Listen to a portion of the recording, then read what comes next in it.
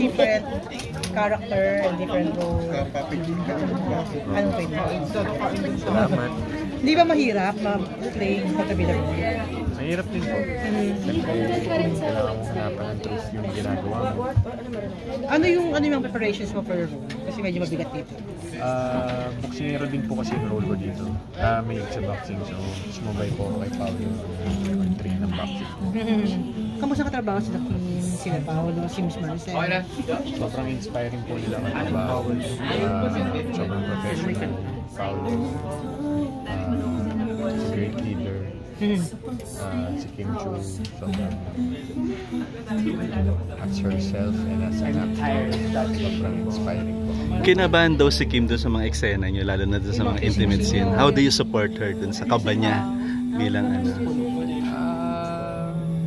Just by being honest with her too, na ako din kinakabahan. And syempre, treat her with respect always. Yun ang mauna lagi kasi mga deling yung mindset. Natanong kita kanina, sabi mo nga na-experience mo na nilakasan niya pala na-experience mo lalo, na-experience mo din yung maloko or malinlang ano. Pero ikaw ba personally, paano mo kinaya yung gano'ng sitwasyon? Sabi mo sa distraction, di ba? Dumaan ka sa gano'n. Noong una hindi ko kinaya eh. Parang naging hassle siya sa akin. Yun nga, self-destruct. Kasi bata pa nga ako nun. Pero I learned the hard way. Yun ba yung I hope you don't mind? Yun ang sa rason bakit before nasubukan mong gumamit ng hindi because of love life.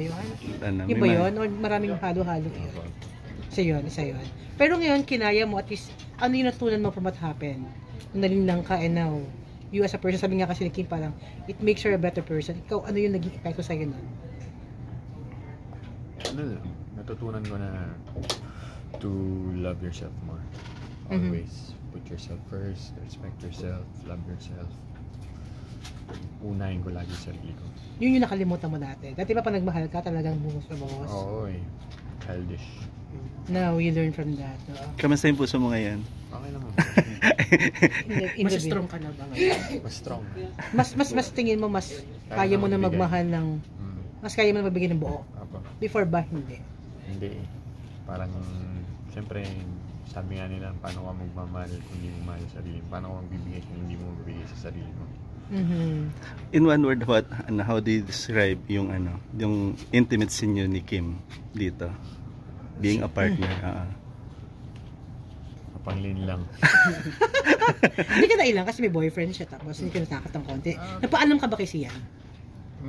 Or nakausap mo ba si Sian before? Hindi po eh.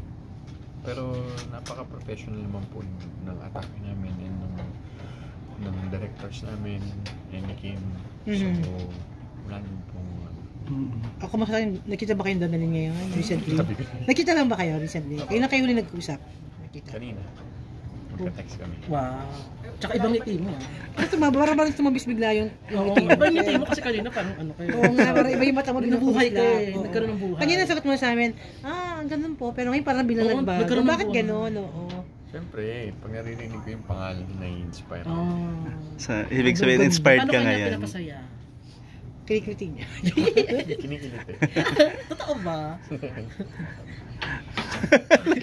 Uy, ano pa? Ibang mo? Yung project, movie, meron ba?